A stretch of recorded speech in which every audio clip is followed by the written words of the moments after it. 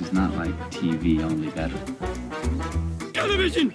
Teacher! Mother! Secret lover. What, that's it? That's your movie? Well, I said that I had an idea for a movie.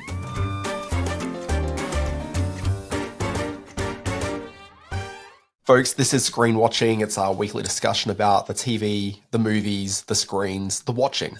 My name is Dan Barrett. I'm joined by Simon Foster. Simon, big show this week, and big show only because you're abandoning me. You're leaving me. I am. I don't know for how long, and to be honest, I haven't really bothered to ask.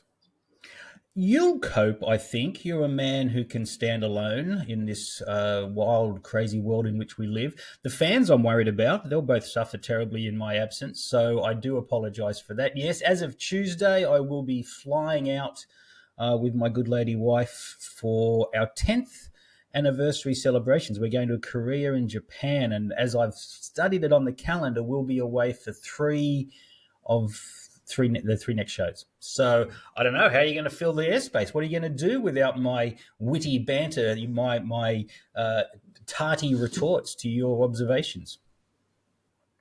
Sorry, you finished talking? I wasn't really paying attention. I see. It's been like that for 3 years now. What's up? What are you going to do with yourself while I'm away?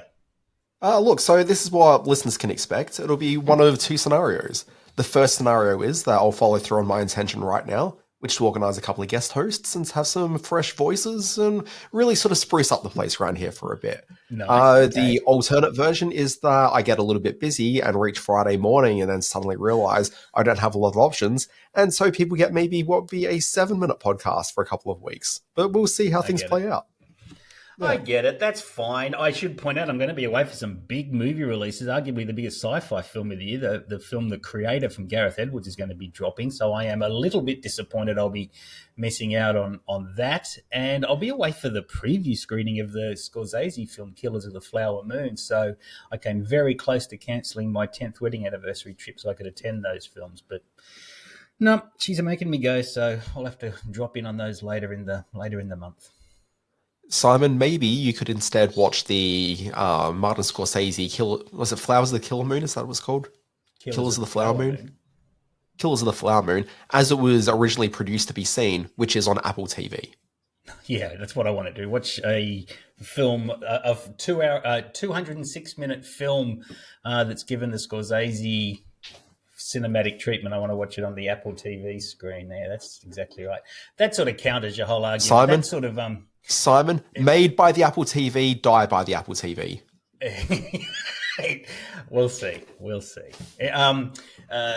the word I'm looking for? Made. What's the word I'm looking for? Oh, it's such a good comeback, and I can't form the words in my mouth. Come back to me later in the podcast, and I'll have sorted it out. I'll come back to you in a month's time when you come back to the podcast. Exactly. Simon, on the docket this week, we've got some pretty big titles to talk through. On the TV front, I'm going to talk about The Continental, which is the brand new John Wick prequel series starring one Mel Gibson. That's a 3-parter that's on Prime Video over the next few days. Then also I'm going to talk about the new Apple TV Plus series that's called Still Up. And finally, I'm going to talk about another Up. This one's Standing Up, which is actually, I think, a couple of weeks to maybe a few months old. But I saw it for the first time last night, so it's new to me. Simon, what are you discussing? I will be discussing Retribution, which is Liam Neeson back in Action Man form, but there's some interesting takes on this. It's not his usual one. And then I'll be looking at a little horror film that's come out via Madman Films called It Lives Inside, which I got to see at the movies yesterday. So not a huge week in terms of cinema releases, but a couple of really interesting films worth chatting about. Yeah. Sorry, did you say chatting or shatting? I meant to say chatting. It may have come out otherwise. It's still early for me. Folks, let's dive right into the reviews. It stinks. Probably the biggest TV show of the year is The Continental. Let's watch the clip.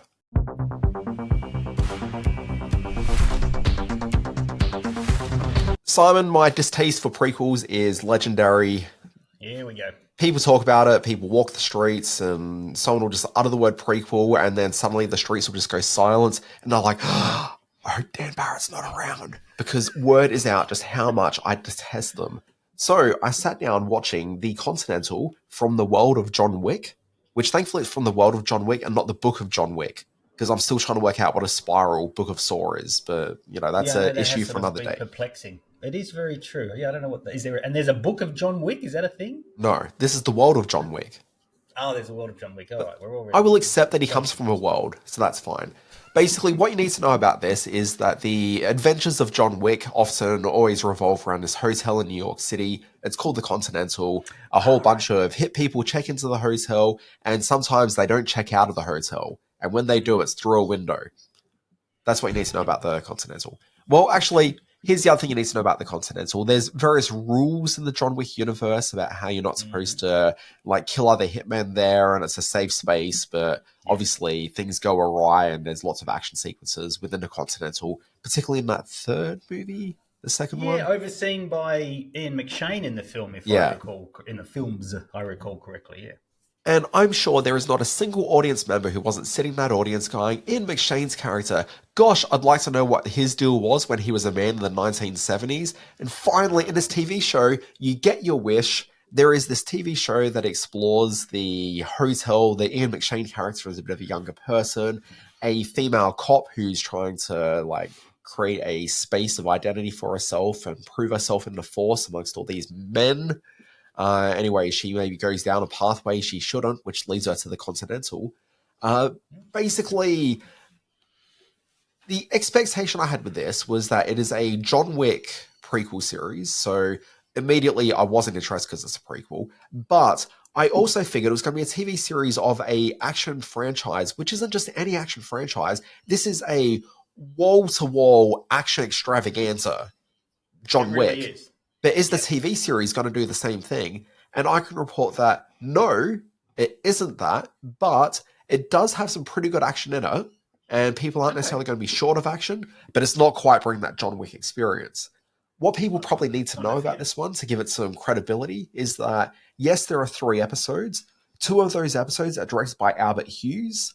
Albert Hughes is probably best known for his original film still, which was American Presidents. Is that the name of it? Dead Presidents. Dead Presidents. Sorry, that's it. I know him best. Him and his brother were co-directors on From Hell, which is the adaptation of the Alan Moore graphic novel from a few years ago. There was a Menace to Society film in 1993. You may have heard of it. I believe that came from both the brothers as well. I'm just trying to find the brothers' names. Albert Hughes and Alan. Alan Hughes. So Alan Hughes, I don't know what the deal is with Alan Hughes. Like, have they had a falling out? Is he passed on? I don't know. He's still with us as far as I can read here. Yeah, but Albert Hughes is directing this by himself. Yeah, Alan and Albert Hughes, certainly with Menace to Society and then with Dead Presidents, they were very big deals.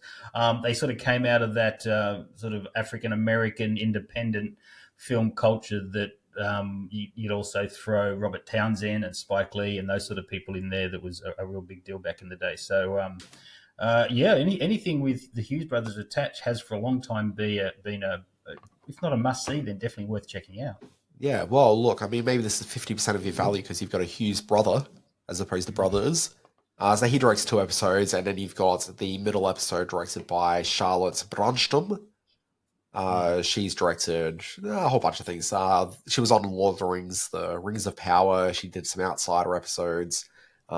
She's certainly been around. She plays in this sort of high-budget premium space pretty regularly these days. And the other brother, John, went off and did Breakfast Club and Ferris Bueller's Day Off. Yeah, the third brother. Their oldest brother. John. Yeah, the oldest brother. Yeah, whatever happens to that guy.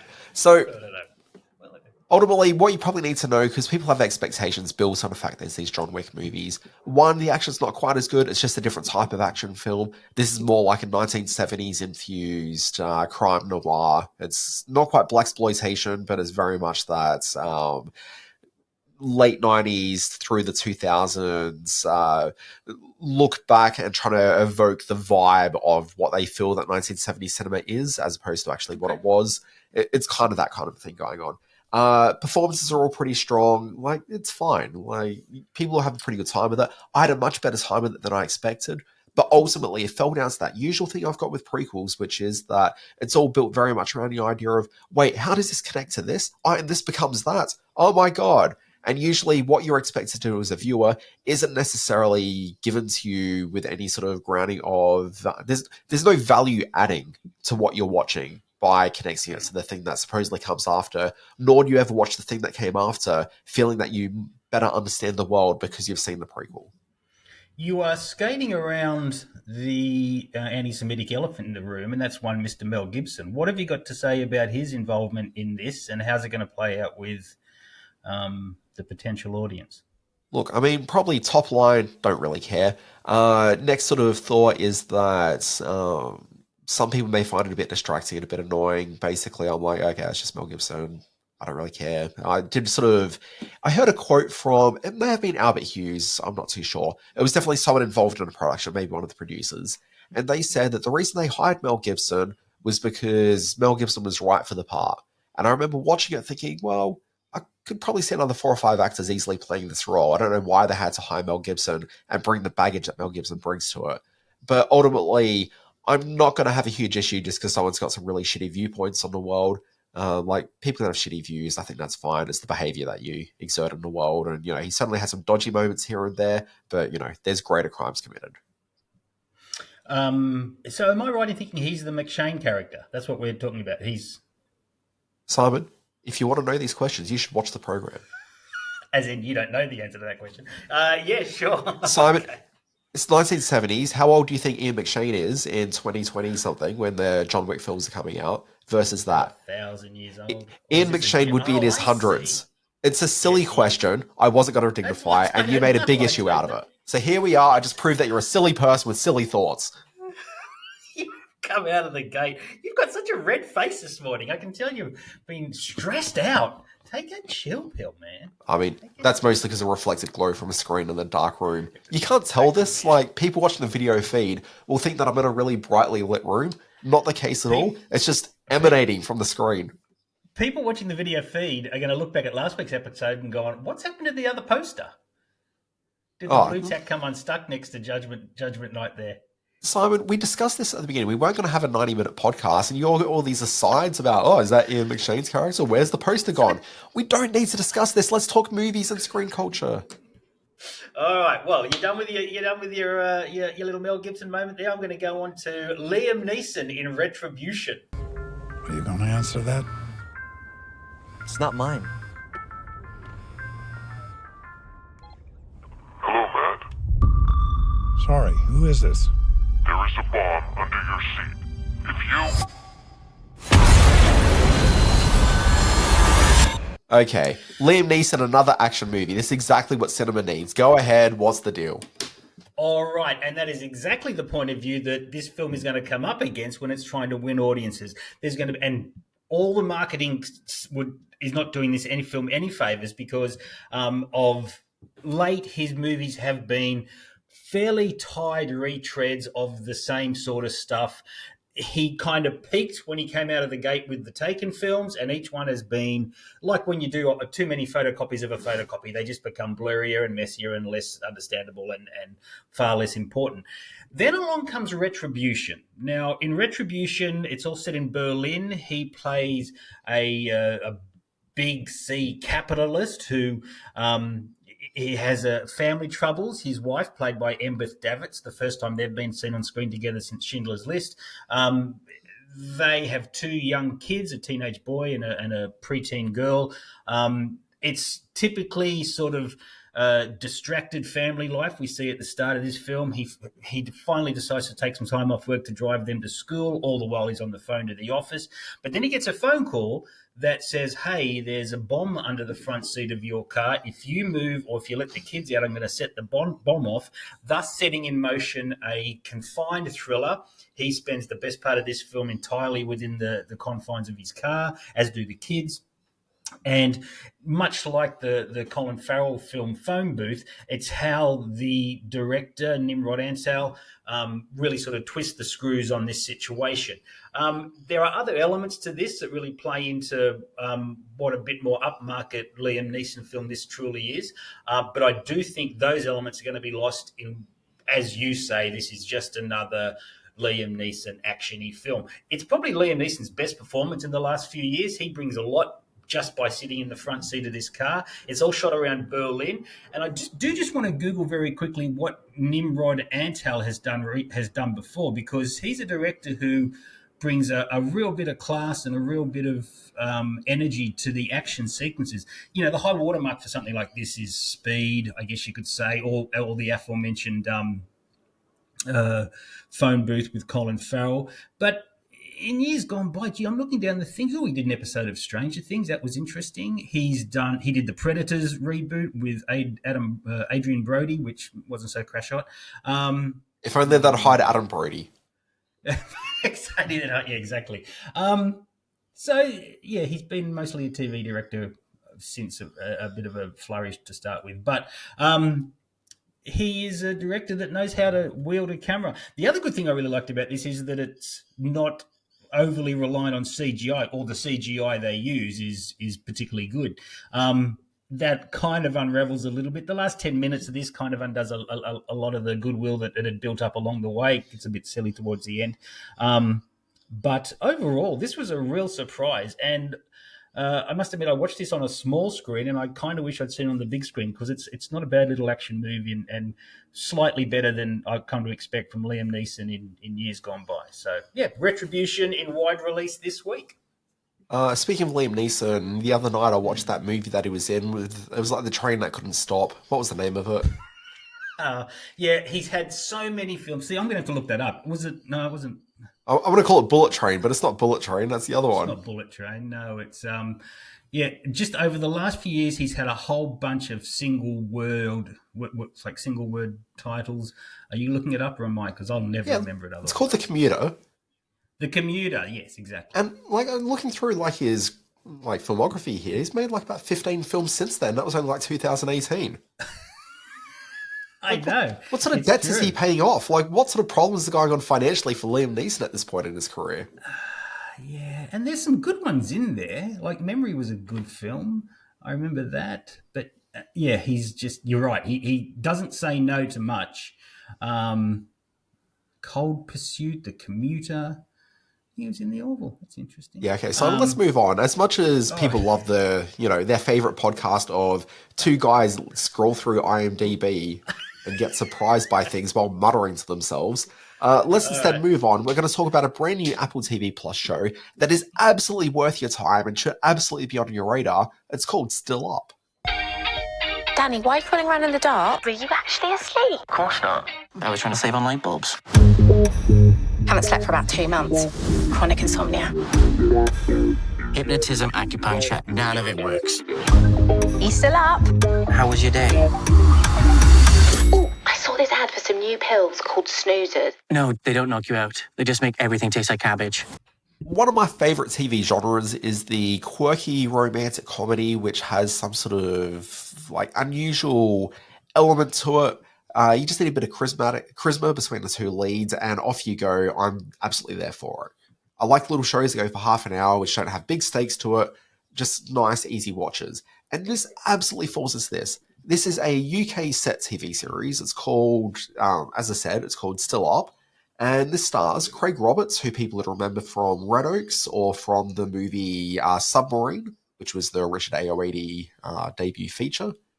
He's paired up here with Antonia Thomas, who people would know from things that I didn't really know her from. Apparently she was in the show Lovesick. She was in Misfits. She's certainly been around.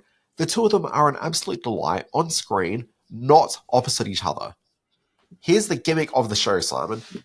Okay. You got these two people who've met in real life, okay, but in the years that have followed since, they have both got insomnia, and neither of them are able to function in the world properly because they're just having trouble sleeping, and it's really just impacting their lives.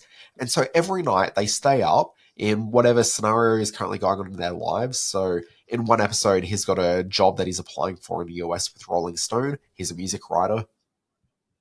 He's also a what do you call it when you have trouble leaving the house? You're not an agoraphobic. You're a yeah, you're an agoraphobic. You don't. Isn't it just like large spaces? I don't anyway, know. whatever that is, he's got whatever that condition is, which stops him from wanting to leave the house. So he's got that. So being a writer, that actually helps out quite a fair bit there. But he's got that. Can't sleep. But through the night, he just has phone calls with his friend Lisa. His name's Danny. Her name's Lisa. Phone calls with her, and so they just talk about whatever's going on in their lives, and very, very close, okay? But they're never really together in the same room. They're always just on the phone together. And the entire series, you don't ever see them in the same room until the season finale, Simon. They just keep them apart. And yet, there is no couple on TV who have greater chemistry and are more smoking hot together than Danny and Lisa in this TV program. It is very charming. So basically, he's a person who you can probably chalk a lot of his sort of mental anxiety back to him being dumped in a very public way by his ex-girlfriend. Like, he knows that's where a lot of his issues sort of stem from, but he can't really get past it. Meanwhile, Lisa is in a relationship with a guy played by Blake Harrison, who people would remember as the tall, weedy guy from The Inbetweeners. I'm trying to think of his character's name there, but it's not coming to mind. She's in a relationship with him, and he's a very pleasant, lovely person, but she just doesn't, like, it's just not there for her. She's not really quite feeling it. She finds him a bit annoying, and it's just kind of not really sort of playing right. So she's got that happening in her life, and he's meanwhile dealing with like a weirdo neighbor, and then like a really pleasant neighbor across the road. As I said, the stakes in this, not high by any means. And it's like the first episode is literally just him talking to Lisa while she's in a pharmacy having trouble trying to like buy some prescription medicine because the pharmacist isn't there yet. Like the store's open, but there's just no pharmacist. 10 episodes, Simon. Very funny. Laugh out loud in a number of places. There are episodes where they force Danny out of the apartment. Hilarity sure to ensue. Antonia Thomas, gifted physical comedian. There's a great episode with her on a bus. As I said, stakes not high. Fantastic show. I love this. Work for speed. Hey, I mean, that sounds really nice. Some of the best scenes in film and television history are romances that sort of start to happen over the phone, you know, when Harry Met Sally and Sleepless in Seattle and stuff like that. So it's a device that works well when done well, and it sounds like Still Up does that perfectly well. And look, one of my regular complaints about premium TV, this age of premium TV we're in, is the idea of, oh, this could be a 2-hour movie, why is it a TV series? But this, you evoke the When Harry Met Sally-ness of it all, and yes, that's certainly in there, but this to me is a TV series. The reason why the payoff in the final episode works is because we've gone through serialized adventures with them, and so we've actually gotten to know the characters, and it's like part of a journey that we've been on with them. The narrative has never really been the strong points of the show. It's about the characters. That's how TV thrives. This really leans into what makes TV work, which is episodic character-based development. Gee, you made some interesting observations about Apple TV during the week, how it's, yes, full of premium content that apart from a couple of standout shows nobody's really watching, which were fascinating to read. Is this going to be a turning point for the Apple TV people? And I should point out that I've spent this week watching a lot of Apple TV, both in previews and in stuff that's dropped on the channel. So I get exactly what you were saying about Apple TV and what it means. And Apple TV has had these crowd-pleasing romances before, the Rose Byrne, Seth Rogen thing. And Platonic. Platonic and a couple of other stuff, but the audience numbers aren't there. Is Still Up gonna break that hoodoo? No. This is a low-key romantic comedy that the people who watch past a few episodes will probably fall in love with her and be thinking about the show and the characters for, years to come. It's open-ended, so it'll be back next year for another season, hopefully. It's low stakes, low-key, low-profile TV, but for people listening, if you enjoy that kind of TV, absolutely give this one a look because it's one of the absolute best. But here's the thing. So I published a story during the week on my Always Be Watching newsletter, and it was talking about the 10 most watched streaming services in the US, and Apple TV Plus wasn't on them. And so part of the reason for that, I think, is that the user interface on the screen doesn't really have people sort of having a strong brand affinity with Apple TV. Instead, they just kind of see shows. They like shows. So like Ted Lasso, for example, hugely popular. But a lot of people don't know that that's an Apple TV Plus show.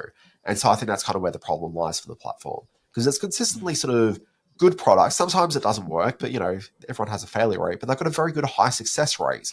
But people don't necessarily know because they don't identify them as Apple TV Plus shows. So I think that's part of the problem there. Worth having a read if you haven't read it yet. But, Simon, what I was going to say, sorry, before I lost myself in my brain, was that it's weird that Still Up is the show that they're debuting this week, because when you go and buy a new Apple, like an Apple phone, they give you like 3 to 6 months free Apple TV as a result. There's a new phone that's being released today as we're recording this. You would think that the show they would have, as they're trying to sign more people up, would be a big, lavish special effects or big star-driven thing. Like, why is the morning show 2 or 3 weeks into its season when that could be debuting this week as a lure for people to sign up to Apple TV Plus? It's weird. Well, I would perhaps suggest that big show is only a week or so away with the launch of Monarch, the Legendary Pictures. No, that's like a month away, Simon. Okay. All right, so they're letting well, that could be, I mean, that's strategy. That's let the phone have its big opening wave, and then when things start to peter down, then bring out the big Kurt Russell Godzilla series. Simon, it's an Apple phone. Everyone gets their phones that first day or the first 2 to 3 days. Yeah, exactly. That's what I'm saying. It's not going to benefit anything to... No, here's where the conversation is, Simon. This is what happens in everyday households. This is what happens to real people. Hey, honey, did we get a 3-month voucher for Apple TV Plus? Should we check that out? I don't remember where it was. It was 3 weeks ago. That's how that goes. Maybe. You don't remember where stuff is. Come on. Okay. All right. Well, Apple TV's out there. Watch your kids. The Apple organization needs your help in any way they can. So that's called Still Up, and it is happening on a little outlet called Apple TV. I got to the cinema and saw a very interesting little horror film called It Lives Inside. Tamira, what's going on with you? All the stories we heard growing up, they're all true. It lives inside. Don't you hear it?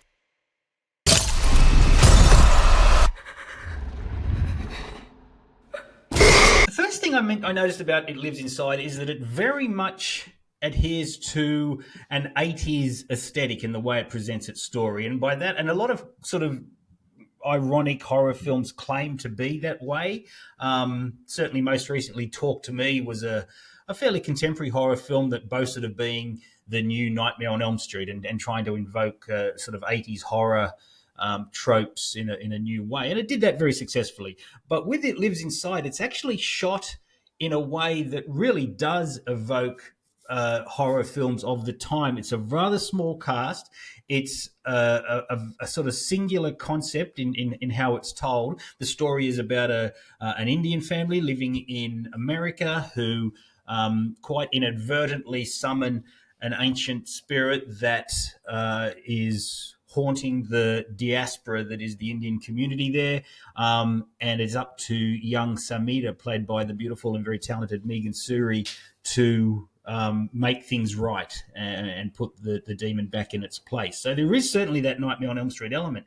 But it's quite a small cast. There's a lot of abandoned high school corridors. There's lots of tightly shot teen bedrooms. There's dinner table scenes. And all of this invoked in me this sort of feeling that this was how horror movies kind of used to be back in the 80s before things went really big and really loud and very CGI. The only thing that is particularly contemporary about this is the fact that it's an American horror film that uses this entirely Indian cast with actresses like Neera Bejwa and Mahana Krishnan, Vic Sahey doing all great work in the service of this very tight, very low budget, but really polished horror production. It still falls into that M-rated horror mode. So if you're expecting a whole lot of blood and guts, then you're not going to find that. You will find a great deal of suspense, some really good acting, and some nicely crafted scares that go beyond just slamming doors, which is usually the curse of the M-rated horror film. It Lives Inside. It's had a fairly successful festival run up to this point. Is creeping into cinemas a bit, but if you're looking for a good old-fashioned scare, then it'll do you this weekend. Sounds scary. Not going to watch it. Yeah, I didn't think you would. Hey, Simon, I want to do a bit of a pivot in the show, and we're going to dive right into what else have you been watching? Oh, interesting. Okay, let's do that. Yeah, I'm going to talk first. All right. Yeah, just how that works. It's either one of us. God, you even live updated the running sheet. This is so unlike you. Yeah, how about that? Hey, I'm going to talk to you about what I've been watching, couple of things. All right. Last week on the podcast, I mentioned that there was a festival with John Seal.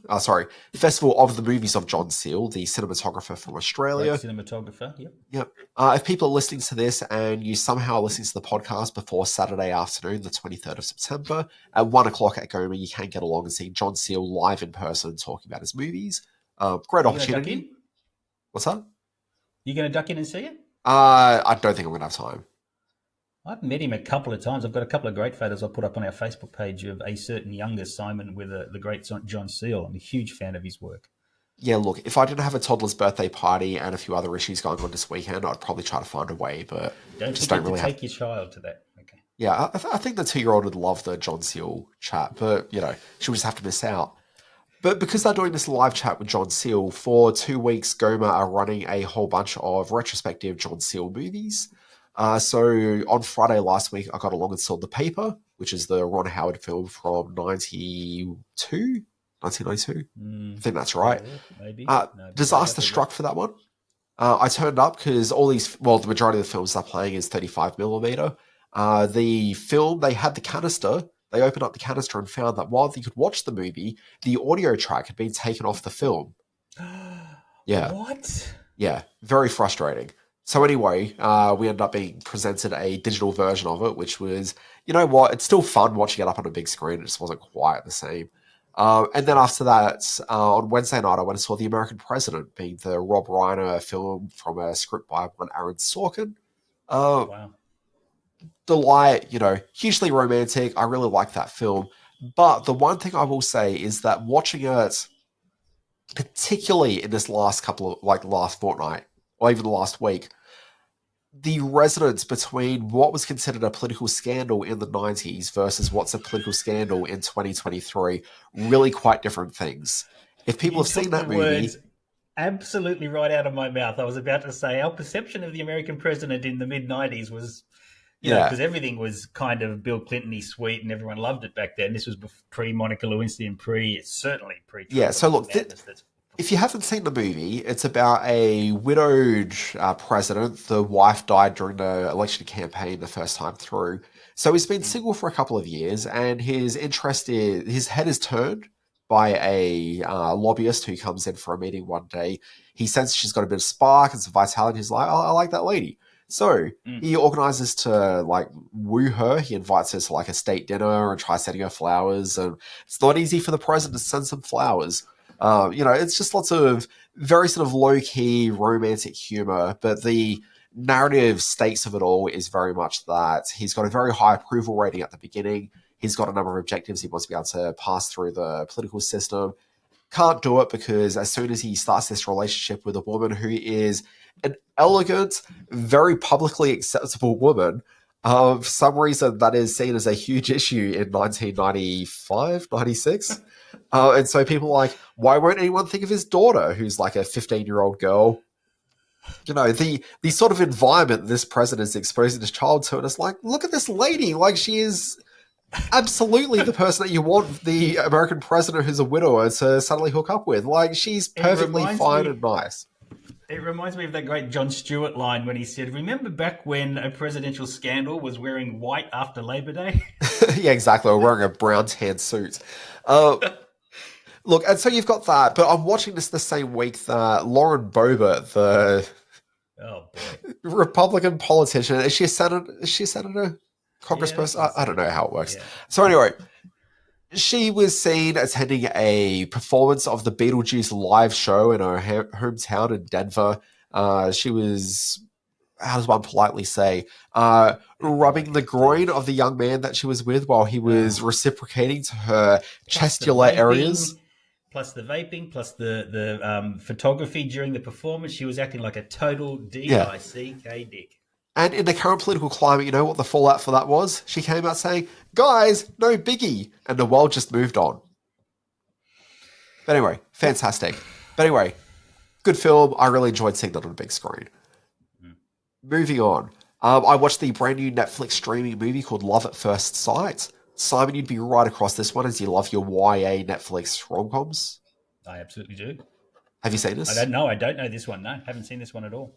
Okay, so this is oh gosh, what's the young lady's name? Haley Lou Richardson, who we saw in The White Love Lotus. Haley Lou. She's I love fantastic. Haley Lou. What I like about her is she's very normy, but she's got like a 15% quirk to her entire her presentation style to the world. How she just visually looks, how she acts, how she just exists in the world. And it's like 15% where you kind of feel that if this was a Gwyneth Paltrow style, what's it called? Closing Doors?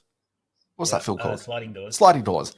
In a Sliding Doors moment, she could be a punk rock enthusiast. She could be an emo girl. She could be any number of Haley Lou Richardsons, like across the Haley Lou Richardson verse. Yep. She could be any number of other people. But in the version we've got, she's just a slightly left of center, normie sort of a girl. Anyway, I find that very charming and endearing about her. I think she's... Yes, adorable. Love it. Yeah. Great talent. Yeah, she's really good. So anyway, this is a show which is basically she's catching a flight from the US to the UK where her father lives. Father played by Rob Delaney. She meets a young man on the plane whose actor I've failed to actually commit to memory, but I'm going to try to look that up while I'm having the chat. Meets this young guy on a plane. The two of them strike it off. He's going off to a wedding as well. And so the two of them are, just generally meet-cuting their way for the first 30, 40 minutes of this movie. The young guy is played by Ben Hardy, who I don't know from anything. He's just a guy with blonde hair. He's very charming. I quite liked him. So anyway, I could understand why Haley Lou Richardson was into this guy. He's really into sort of stats and mathematics in a way that only really happens in a YA novel. So anyway, the two of them catch this flight and they get separated at the airport when they arrive in London. She goes straight off to the wedding that she's supposed to be attending. It's her father's wedding to a new woman that she's never really met, and so she feels very awkward about the whole situation. He goes off to his function as well. When she's at the wedding, suddenly she realizes, because she hears some people talking about how they're leaving the wedding to go to it's kind of a wake for someone who hasn't quite died yet. So there's a woman who's dying of cancer but hasn't quite died. Okay, so they're holding a ceremony so everyone can sort of say what she meant to their lives, whatever. Sure. So she hears this couple at the wedding making their excuse, saying, we've got to leave the wedding. We'll be back for the reception, but we've got to go to this wake. And she hears that and hears all the details about this woman that's dying. And suddenly she realizes, wait, the guy that I was flying with wasn't actually flying to another wedding like I was. Instead, he was going to his mother's wake. And she feels really bad about that. And she's got a connection with him. And so wants to travel to this wake. And so it's about her in London in a town that she doesn't really know, trying to get to this wake and the experience of being like a stranger at this wake as well and all that sort of thing. It's very frothy. It's very rom-com-y as you'd expect. It's surprisingly delightful. I had a fun time with this. It's not great. It is very, very frothy. The big problem with the movie is that Jamila Jamil's in it. But then also on top of that, sorry, I've got a real issue with her. I don't know what it is. But also on top of that, she's kind of like she's the narrator for the movie, but they have her cropping up in several roles throughout the film. Like she's a airline steward in the first sequence of the film. She's a bartender working the post-wedding reception. Like she just kind of keeps on cropping up and dispensing advice and little bits of, quirky information to get the characters from one place to the next. And it just kind of feels too overdone and feels a little bit too magical real for what the rest of the film is, which is kind of a bit more grounded. Fun sort of actors in it. Playing the father of the young man who's flying the plane is Dexter Fletcher from TV's Press Gang and also directed some movies recently. You might have heard of them. He directed Ben Hardy in Bohemian Rhapsody. Ben Hardy played the young Roger Taylor, the drummer of Queen, in that movie which Dexter Fletcher took over and saved from. Also in this cast, it's a very sweet cast. Sally Phillips, right? Well, that's what I was about to say. She's terrific in pretty much everything I see her in. So this is definitely worth a watch. Yeah, well worth a look. And as I said, Rob Delaney's in it as well. So, yeah, give it a look. It's, as I said, this is light and frothy rom-com sort of material. So don't expect anything too much. But I was watching it with a bit of a head cold, which I still kind of got, falling asleep a bit on the couch and, lovely. Absolutely lovely. Well done. And final thing I'd mention, 2022 series from Netflix that I've been meaning to watch for ages, and it got mentioned in an article the other day, and so I remembered I should actually watch this thing. French series called Standing Up. It's about some young stand-up comedians who are trying to make it. Basically, if you're into any of the... there was the HBO series Crashing, is probably the best sort of comparison for it. which is a look inside the world of stand-up comedy, going from that sort of lowest level to, building a career up. This is very much in the same sort of track. It's a lot more contemporary in that it's young comedians who are trying to get their metrics up for social media accounts. They're trying to get screen time, trying to get stage time. They're trying to get like a larger sort of small theater appearance. Like it's all those kinds of steps in a stand-up comedy career. And then also there's the opportunity to write for an established star as one of the plots that comes up. 4 episodes. It's good. I really enjoyed it. It's a little bit edgy. It's a little bit, it's good. It's adult contemporary. What else have I been watching? You asked. I'm glad you did. I got through all 4 episodes of the Apple TV. There we go again. Apple TV series, the Supermodels docu-series, I guess they call it. This is a look back at the careers and lives and ups and downs of being a supermodel through the eyes of the 4 sort of iconic supermodels of the late 80s and through the 90s, that being Christy Turlington, I'm doing this from memory, Naomi Campbell, Linda Evangelista, and Cindy Crawford, all of whom feature in this documentary, talking directly to camera, recounting the highs and lows of their careers, what that sort of fame brought to them, what happened to them when the fame started to dissipate, what aging and what family means to them now that they're all in their 50s. It certainly reminds me of an incredible time when these 4 women, along with the likes of Claudia Schiffer, Natalia Petov, and some of the names that sort of are familiar to followers of pop culture from that period, were at their peak and were superstars around the world like models had never been before. When that sort of supermodel archetype crashed and burned, and the waifs came through, and the people like Kate Moss turned up, these 4 supermodels sort of rallied, became businesswomen, took their fame to different areas where they could help society in different forms. And this is a really not overstated, as you might expect, but really sweet and lovely story of these 4 women aging and taking with them the wisdom of their fame and their looks and what that means to them now. So the Supermodels is on Apple TV. Definitely worth a look, even if the whole supermodel thing seems a bit shallow. This sort of indicates that it wasn't always that way.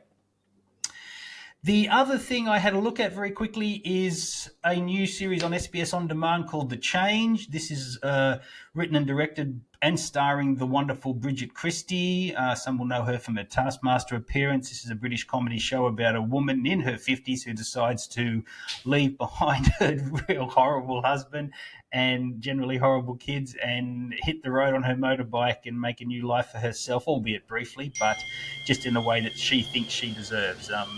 Bridget Christie has written a very funny, and she is terrific in the lead role of The Change, and I recommend you check that out if you want a bit of knowing laughs at the world. All right, let's move on to This Week in History.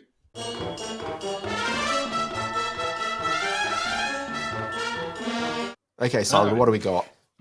September 24, 2020. Who broke the record set by Jennifer Aniston for the fastest celebrity to hit 1 million followers on Instagram? I did not know this. Not too sure. So, it's 2020, so it'd be like a new celebrity, surely. Well, you think so? Is it? I'm going to say like a Billie Eilish or something. It was one David Attenborough. Okay. I did not know that. September 25, 1987. Are you sure? What was unique? By the research I've done, yes. September 25, 1987. What was unique about this night's episode of ER? I mean, I'd probably say it was unique because it was maybe 7 or 8 years before the series first went to air. Oh, is that a misprint there? Maybe it's 97. Oh, that's probably it, yes. Okay, well, if it's 1997, it's probably that it was one of the live episodes of ER that was filmed.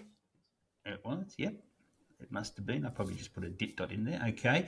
September 28, 1987. That's probably why I've done that. Which incarnation of the Star Trek franchise debuts on syndicated television? Okay, well, as long as we've got the decade right this time, it's probably going to be Star Trek The Next Generation. Well done. That's all the in history ones out of the way. Let's move to the birthday quiz.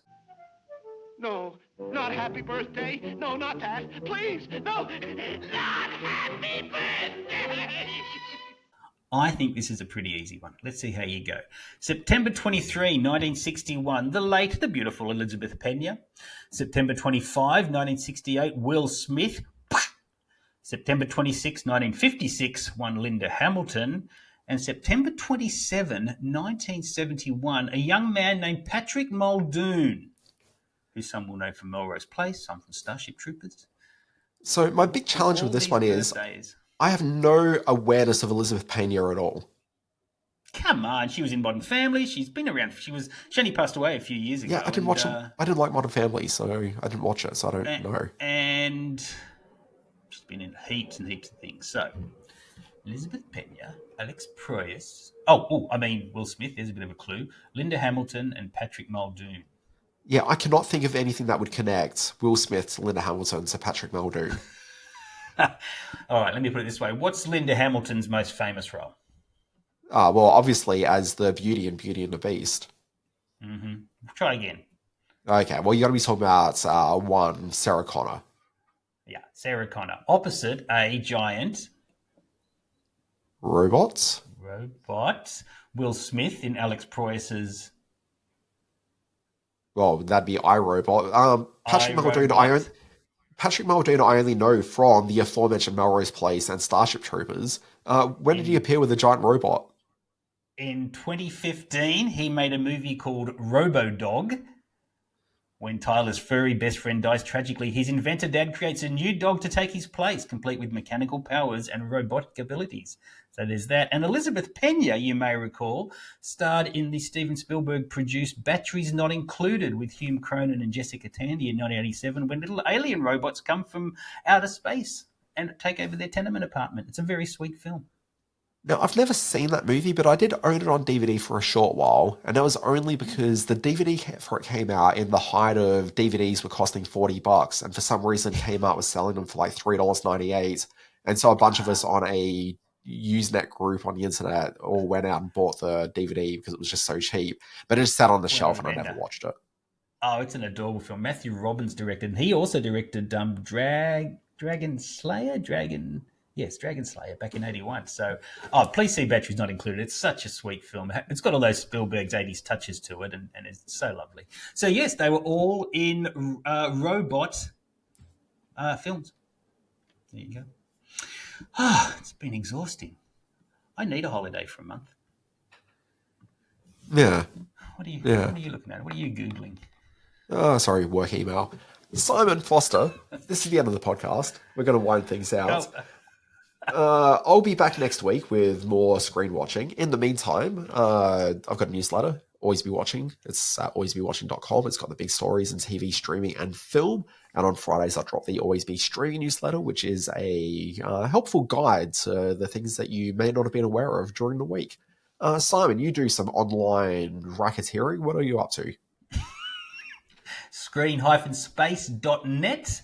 Well, there's not going to be a whole lot of new stuff there over the next month or so because I'm going to be overseas. But, and I don't know if you're going to step in and do the socials for screen watching, so there may be a little bit of a break from those as well. People will be okay with that. People will be fine with that. Both of them will be fine with that.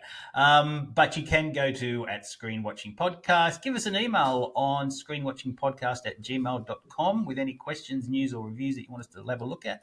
And, mate, I'll see you in about a month's time. Good luck editing this episode together. Who knows how it's going to come out. Oh, it's good. I'll just find the bits where I'm talking and I'll just piece all those together. I know what you do. Yeah. I know exactly what you do. All right, my friend, have a great month. And Screen Watchers, all the very best to you and whatever Dan offers up. I'm keen to see how it all comes together. Yeah, I mean, the thing is you won't see. You won't know. No, I'm not looking. You're just going to come back and tell me about how they're all great podcasts, and then I'll be like, oh, what was your favourite one? You'll be like, the second one? The guy. Yeah. All right, my friend, have a fun month away from your offsider and good luck with it all. It's okay. I've got a dog.